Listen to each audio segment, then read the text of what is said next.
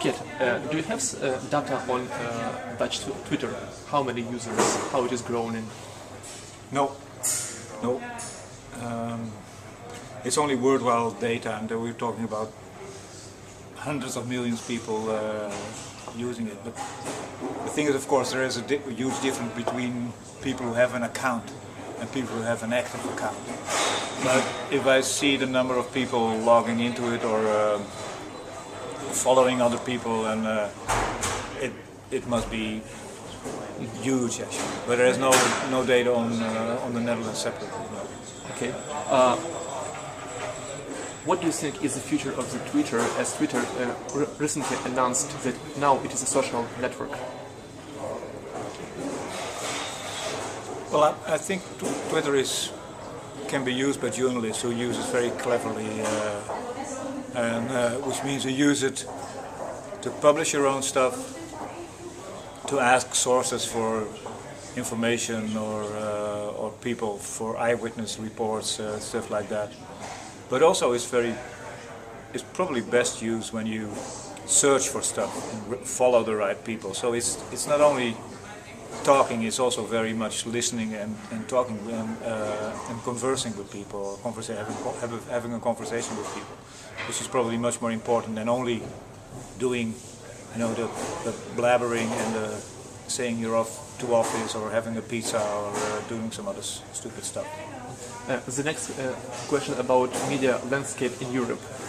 How did media landscape in Europe change during the last 6 months since you visit to Ukraine?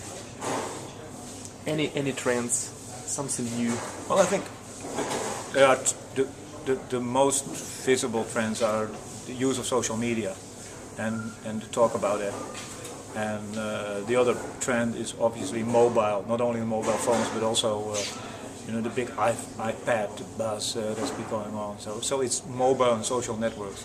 But as with trends and fads, we don't know how long that will last. I can remember some years ago that everybody was into Second Life. Well, Second Life is dead now, I would think. So I do think Twitter and mobile communication can go on for some years. It's not a fad like that, but the big problem for mobile communication is, of course, the business model. If there is so much free content around, it's very hard to make money online for a normal medium. So that's the biggest question is actually not how beautiful the prototype on the iPad looks, but how normal media can make money with that. And that's a much bigger question than making a nice prototype. Let's talk about a little bit newspapers in Netherlands and Europe. Were some newspapers closed during the last 6 months in Europe or in Netherlands? No, newspaper hardly close. They merge. They merge? Yeah. Merge. And examples? Well, in the Netherlands they merged a few years ago already some national and local newspapers. They merged publishers because publishers don't have money to buy a new press all the time. And in Western Europe there is very few launches actually. In Eastern Europe there are still a lot of launches. If you look at markets not only like Ukraine but also Poland, Serbia, Romania, you see actually a very lively media landscape with lots of launches still. And the last question, did Dutch newspapers turn to use social media to attract new audiences?